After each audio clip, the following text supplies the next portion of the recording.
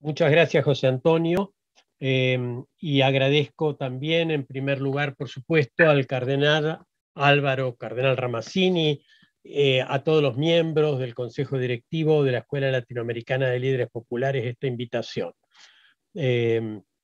José Antonio es para mí un gran hermano y amigo, y su invitación a participar de esto, por supuesto, me obligaba de inmediato, como cualquier otra que me haga, por su labor como inspirador y fundador de esta gigantesca iniciativa que es la Academia Latinoamericana de Líderes Católicos.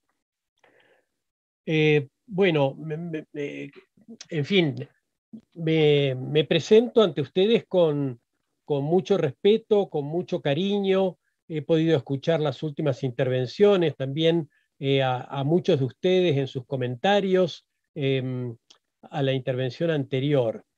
Y quedo completamente seguro que en materia de ciudadanía y de servicio popular, ustedes tienen mucho que enseñarme a mí.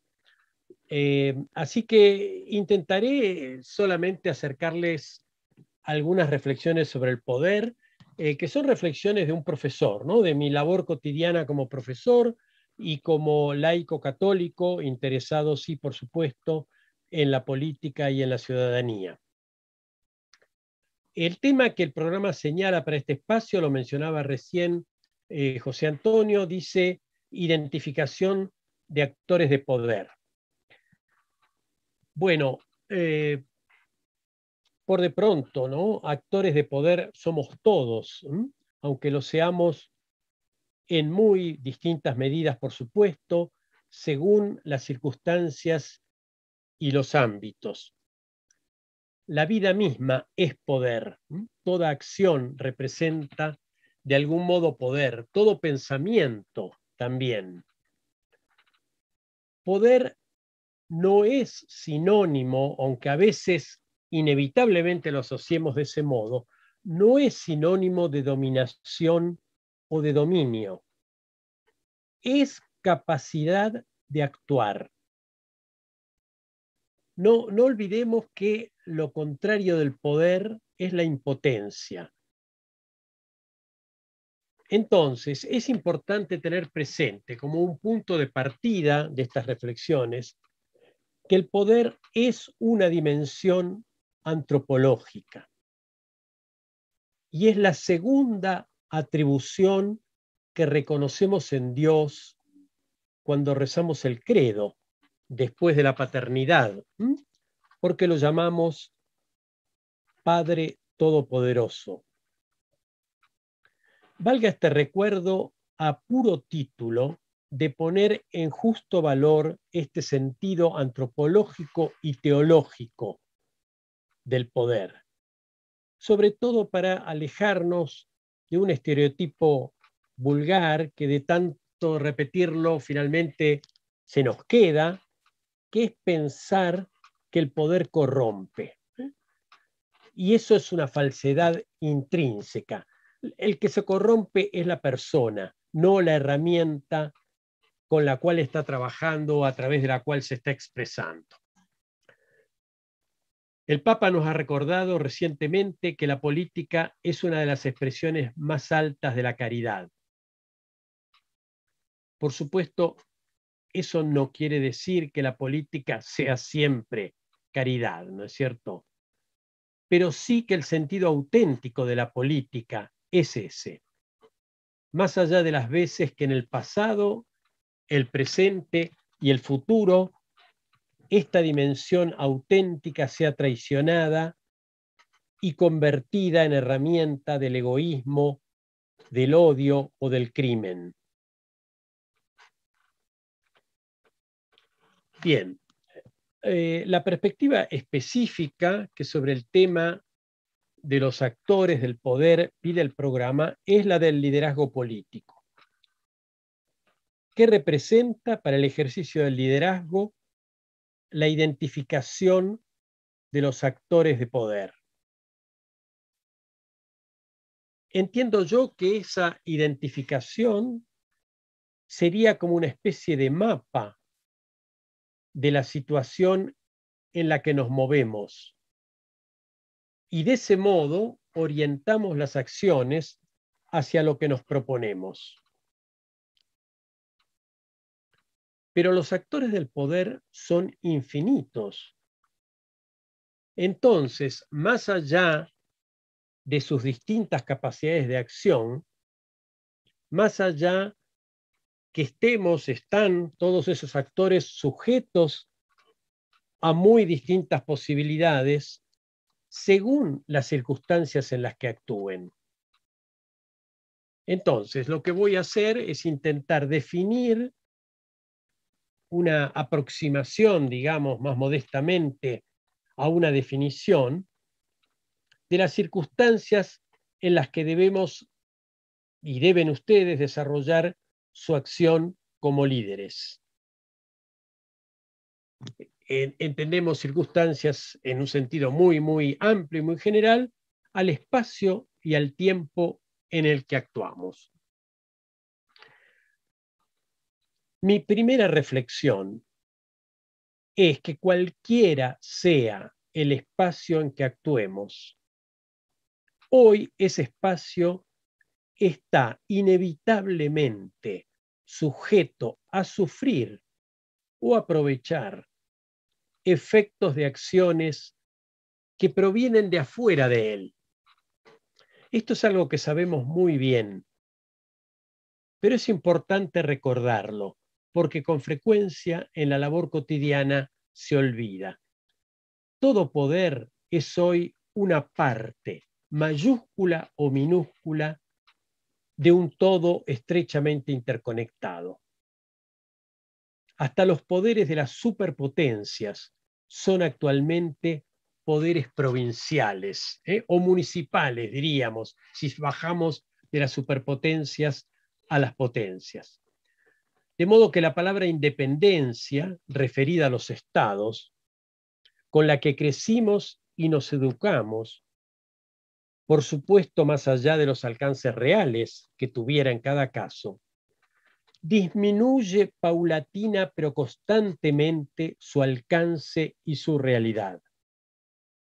La independencia como ideal, como valor, como aspiración, como lucha que sustentó la acción política de tantas comunidades nacionales en los 2 últimos siglos, hoy se encuentra desafiada y en cierto modo desplazada por la nueva realidad de la interdependencia. No podría ahora precisar el momento en que apareció este concepto en el magisterio social de la Iglesia, pero fue hace varias décadas, de las encíclicas, por lo menos recuerdo desde las encíclicas de Juan Pablo II, como uno de los rasgos distintivos del mundo contemporáneo. Lo que nos interesa de esta idea, insisto, es que hoy el poder es un fenómeno global. Cualquier acción humana, de la escala que sea, se desenvuelve en un espacio que está interconectado de 1000 modos diferentes al conjunto del mundo y que por lo tanto sus resultados, los resultados que queremos obtener, están siempre profundamente condicionados. De modo que aquí enfrentamos una primera definición importante en materia de identificación de actores del poder, porque debemos acostumbrarnos a pensar el poder como un fenómeno globalmente interconectado. Esto no implica, no estoy haciendo ni formulando juicios de valor, en principio, ni positivos ni negativos, solo señalando este hecho, que nos indica la obligada coexistencia de 7.800 millones de personas en una misma casa, en la casa común. Esta casa común habitada por estos 7.800 millones que no son meros individuos, son hijos de Dios, son hermanos nuestros con quienes compartimos la casa. Lo que nos interesa entonces en esta reflexión es no perder, cuando hablamos de poder, cuando hablamos de actores del poder, no perder de vista nunca esta interdependencia global como la condición básica de nuestra vida y de nuestra acción. De hecho, el Papa nos ha advertido en Fratelli Tutti sobre los propósitos de cerrar nuevamente el mundo a partir de nacionalismos xenófobos y extremistas contra los impulsos integracionistas que surgieron tras las guerras mundiales y que tuvieron un nuevo auge tras el fin de la Guerra Fría. Otra manera también de pensar esta condición global de poder es atender a la existencia, hemos estado hablando la última hora y media de ello, es atender a la existencia de desafíos de escala mundial, que ningún actor, aún las potencias o las superpotencias, puede resolver por sí solo. La crisis ambiental, no solo por su gravedad, sino porque atañe al conjunto de la biosfera, no voy a repetir conceptos que expresó Mauricio con meridiana claridad hace poco rato, es un ejemplo de problemas y necesidades cuya dimensión escapa a las posibilidades de un poder que no sea global. La segunda reflexión que quiero ofrecerles se refiere a la otra circunstancia de nuestra acción, la circunstancia temporal, el tiempo que vivimos. Discúlpenme que vaya un poquito atrás, soy un profesor de historia, a esto me dedico y con frecuencia es importante para comprender el presente, viajar un poquito en el tiempo para identificar y reconocer los procesos dentro de los cuales está aconteciendo este presente que vivimos. Y recuerdo entonces que a partir de la caída del muro de Berlín en 1989, y en especial con la disolución de la Unión Soviética y el fin de la Guerra Fría en 1991, se abrió un gran interrogante acerca de cómo se iba a reconfigurar el mundo. Como se trataba de un mundo que durante casi 50 años había sido dividido entre los dos mayores vencedores de la Guerra Mundial, algunos se apresuraron a responder que esos hechos representaban una suerte de triunfo definitivo de uno de los contendientes y de todos los sistemas económicos, sociales y políticos a él asociados, y por lo tanto venía el advenimiento de un siglo de paz. Incluso tuvo mucho éxito el libro de un autor que fue referido hace un rato por Mauricio, que sostenía que estábamos nada menos que ante el fin de la historia. Apenas una década después, esa ilusión, por supuesto, se había desvanecido. Pero me interesa destacar aquí que un gran pensador católico latinoamericano, Alberto Metol Ferré, en una conferencia que pronunció en el IV Congreso Mundial de Filosofía Cristiana, celebrado en Lima en 1992, a menos de un año del tratado que había disuelto a la Unión Soviética, advirtió sobre las dificultades de intentar entonces una respuesta acerca del rumbo que tomaría el mundo. La proximidad con esos hechos y su escala global impedían ver con claridad, seguramente, muchos de los significados encerrados en ellos. Metol consideró que lo más probable era que sobreviniera un interregno, es decir, un periodo sin ningún orden global, pero durante el cual surgirían nuevas potencias que impulsarían una configuración mundial multipolar. Una de las ventajas de Metol Ferré era que miraba al mundo desde América Latina, no desde estados y potencias centrales. Y la realidad es que frente al sistema bipolar que encarnaban los Estados Unidos y la Unión Soviética, había ido surgiendo una tercera posición que representaba, o al menos intentaba, construir y sostener un tercer mundo distinto y frente al que proponían las dos superpotencias. Es decir, recordaba Mettol, el orden mundial que se derrumbó en 1991 no tenía ya solo dos grandes actores, sino tres. Hoy sabemos que aquella visión de Mettol-Ferré fue bastante acertada. Y aunque todavía no podamos precisar cómo se va a reconfigurar el mundo del siglo XXI, un amplio conjunto de fenómenos nos señala con cierta seguridad que más que una época de grandes cambios, estamos ante un cambio de época. ¿A qué me refiero? No a la posmodernidad filosófica, un conjunto, unas corrientes de ideas que afloran a partir de los años de 1970 y 1980, que en los hechos implicaba ya desde poco antes del fin de la Guerra Fría una idea similar, de un cambio de época. Me refiero a algo que difícilmente podía haberse imaginado en los primeros momentos de la posguerra fría: el fin de la hegemonía mundial de Occidente.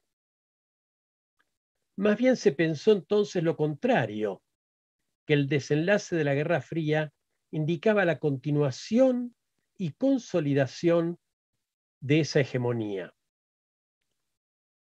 Pero 3 décadas después se hace cada vez más evidente que luego de 500 años, Occidente no va a ser la cultura y el poder hegemónico en el mundo.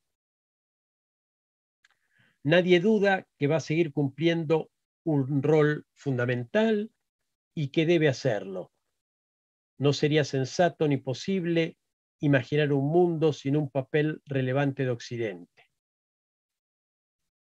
Pero es claro también que en Asia Oriental se han consolidado grandes y medianas potencias que pretenden participar a la par de Occidente en la configuración mundial emergente y que muestran de modo creciente que disponen de herramientas y capacidades para hacerlo, no solo para proponérselo. Este hecho es tal vez el rasgo más general y determinante del tiempo que nos toca vivir. ¿Qué nos dicen desde la perspectiva del liderazgo político estas primeras reflexiones? Siguiendo de cerca el magisterio de Francisco, sabemos que nuestra dedicación, servicio o apostolado, como definamos nuestra labor de liderazgo, debe guiarse desde la fraternidad y la amistad social, como lo ha definido, fiel a la tradición de la Iglesia y a su doctrina social, en Fratelli Tutti. Pero también que esa fraternidad y amistad social tiene hoy un horizonte que define su alcance: la totalidad de las personas, más allá de cualquier frontera política, económica, social, cultural, religiosa o ideológica. Fratelli Tutti. Quisiera entonces proponerles una tercera reflexión basada en el ejemplo que preside la encíclica, la evocación del encuentro entre San Francisco de Asís y el sultán de Egipto y Siria, Malik al-Kamil, por entonces el principal líder del mundo musulmán, cabeza del imperio ayubí que había fundado su tío, el célebre Saladino. Esto sucedió en el año 1219 y cuando se celebró el 8º centenario de este encuentro, los franciscanos publicaron un hermoso libro que les recomiendo mucho, que se llama San Francisco y el Sultán, 1219-2019. El libro narra algunos pormenores de aquel encuentro, pero sobre todo ofrece muchas claves de la importancia que el Papa Francisco le otorga. De hecho, fue una referencia fundamental para su encuentro con el gran imán de la Universidad Islámica de Al-Azhar, Ahmad al-Tayyib, el 4 de febrero de 2019, y del documento sobre la fraternidad humana para la paz mundial y la convivencia común que firmaron ambos. San Francisco había procurado ir a predicar en tierras musulmanas desde varios años antes. Había intentado llegar a Siria, había intentado llegar a Marruecos, sin haberlo podido lograr por distintas razones, de modo que cuando realiza este intento con éxito en 2019, llevaba muchos años dedicado a este esfuerzo, que de esta manera, nos enseñan los franciscanos hoy, debemos verlo como un componente importante del carisma franciscano, de los propósitos que Francisco se trazó desde la fundación de la orden. Es importante también tener presente el contexto en el que San Francisco arriesga su vida naturalmente para realizar esto. El contexto es el de una guerra entre la Europa cristiana y el mundo musulmán, la Quinta Cruzada, que en ese momento se encontraban en batalla. La entrevista se hace en el campamento musulmán, en las afueras de la ciudad de Damieta, una ciudad todavía existente en Egipto, sobre el Mediterráneo, un poco al este del Cairo, y en torno al cual puerto, a la cual ciudad se libraba la principal batalla de esa guerra. Es sabido que este largo esfuerzo de San Francisco para ir al encuentro de los musulmanes inspiró luego unas orientaciones de pastoral para la labor de los frailes entre musulmanes que quedaron en la propia regla. El Papa Francisco recuerda una de esas recomendaciones en la encíclica. San Francisco, nos dice el Papa, fue al encuentro del sultán con la misma actitud que pedía a sus discípulos, que sin negar su identidad, cuando fueran, abro las comillas, cita la regla, aquí el Papa, la regla de San Francisco, entre musulmanes no promuevan disputas ni controversias, sino que estén sometidos a toda humana criatura por Dios. Se está refiriendo naturalmente al territorio musulmán al que eventualmente se dirigieran. El primer título de la encíclica Fratelli Tutti, que encabeza este ejemplo, se llama Sin Fronteras. Sería otro modo de definir el espacio en que nos toca actuar, pensado no solo en términos geográficos, sino sobre todo en términos personales. La actitud de escucha y respeto por encima de toda barrera. Cito aquí esta evocación de la acción de San Francisco que cita, a la que alude el Papa en la encíclica, cito acá, comillas, dice el Papa, en aquel mundo plagado de torreones de vigilancia y de murallas protectoras. Las ciudades vivían guerras sangrientas entre familias poderosas, al mismo tiempo que crecían las zonas miserables de las periferias excluidas. Allí San Francisco acogió la verdadera paz en su interior, se liberó de todo deseo de dominio sobre los demás, se hizo uno de los últimos y buscó vivir en armonía con todos. Él ha motivado, nos dice el Papa, estas páginas. Valiéndonos de este ejemplo, quisiera llevar, y ya voy cerrando mis reflexiones, quisiera llevar ahora nuestra comunicación hacia nuestra patria, la que José Martí llamó Nuestra América desde su extremo norte y que José Rodó y Manuel Ugarte llamaron Magna Patria y Patria Grande desde su extremo sur. ¿Por qué? Porque ella particulariza y define de un modo más estricto, más pequeño, el ámbito de nuestra acción. ¿Y por qué digo este es el ámbito que define, que particulariza nuestra acción? Voy a dejar que responda nuestro padre José Martí, que ya hace 130 años advirtió que ese era el verdadero escenario, la patria grande, el verdadero escenario de nuestra acción.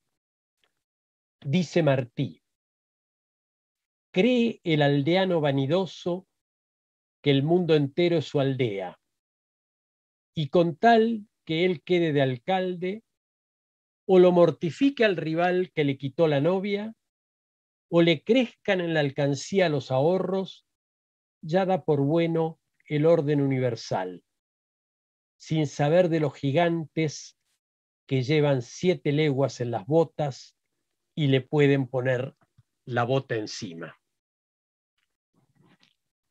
Acá terminan las palabras de Martí. Con ellas él inicia el opúsculo Nuestra América, un pequeño texto de 7 carillas que conviene siempre releer y que dejó una huella importante en muchas personas de toda América Latina.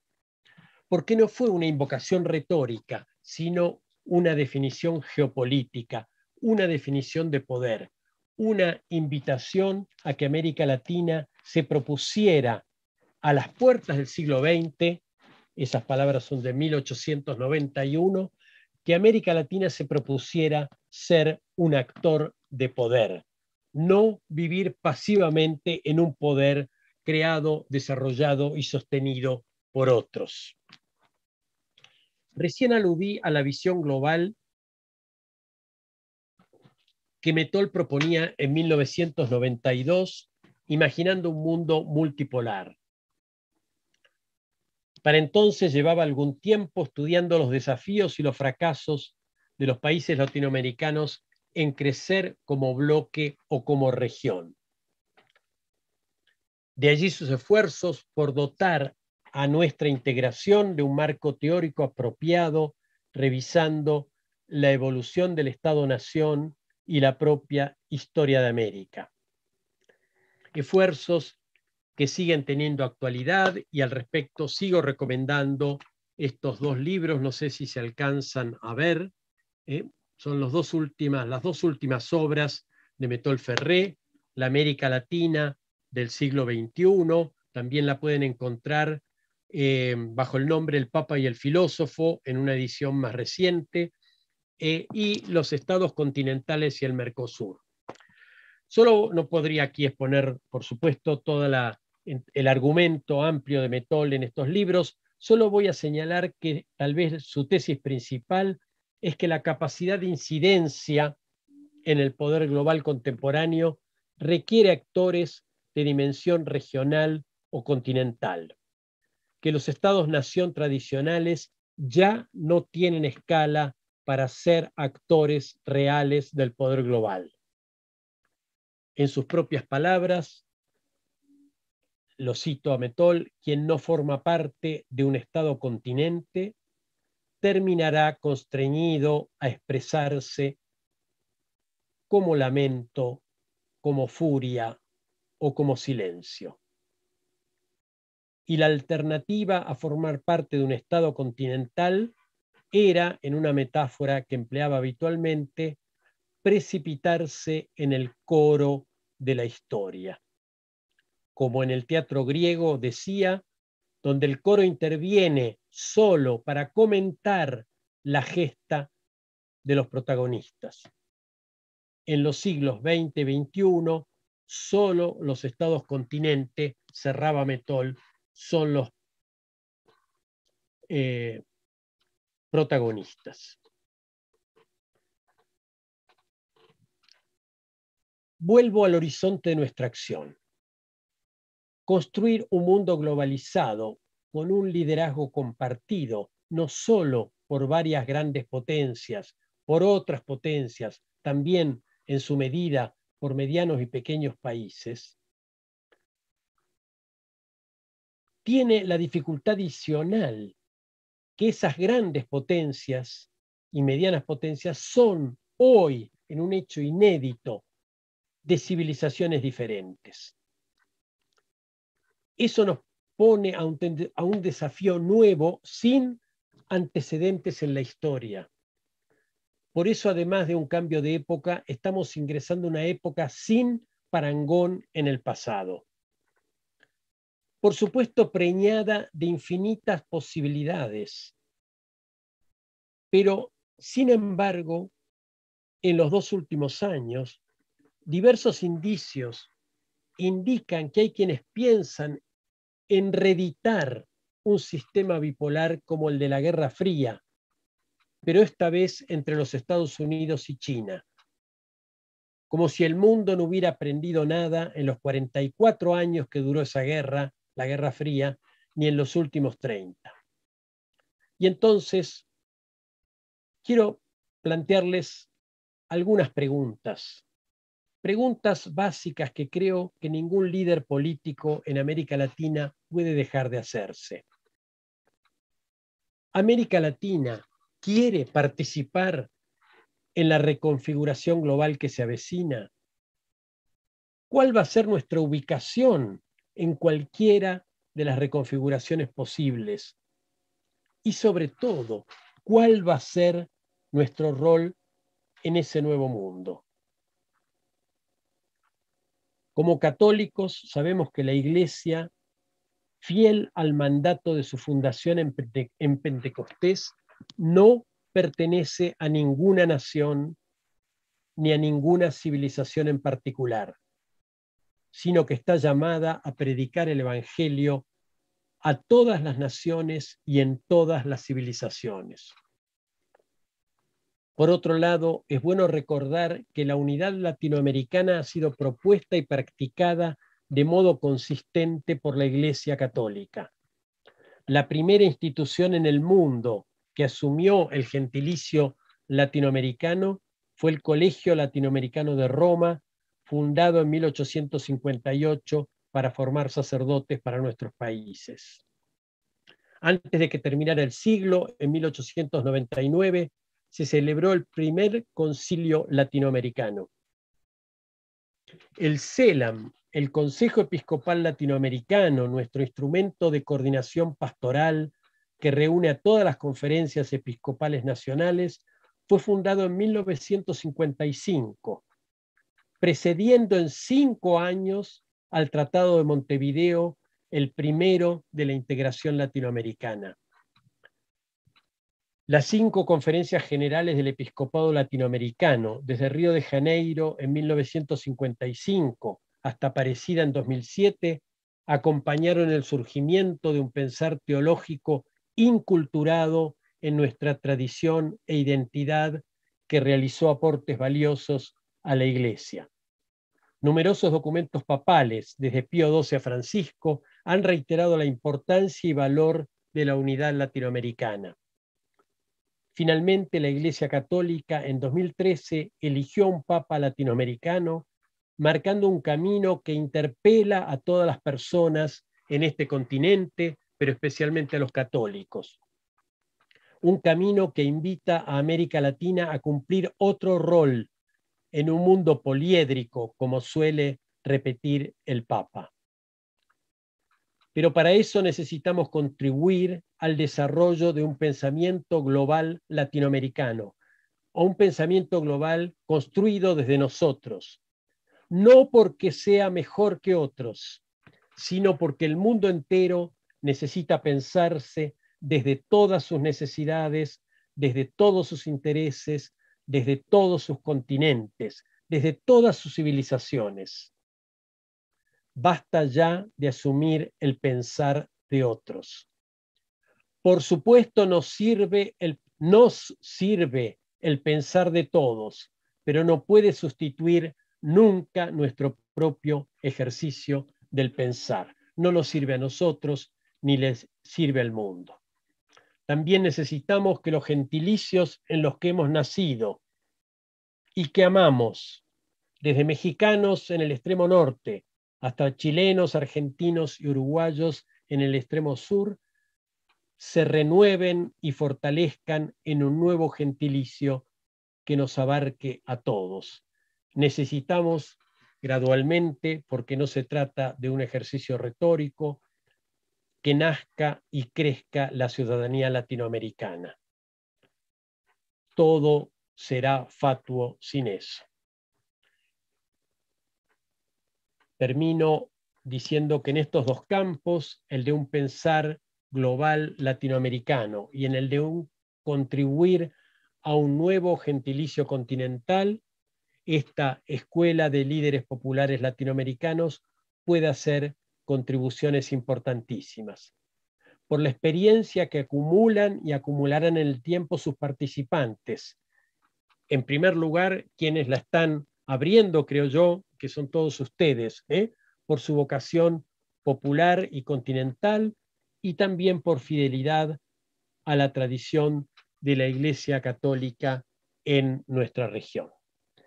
Muchísimas gracias, José Antonio, y a la escuela por esta oportunidad de exponer ante ustedes, y espero ahora con ansias escuchar sus comentarios.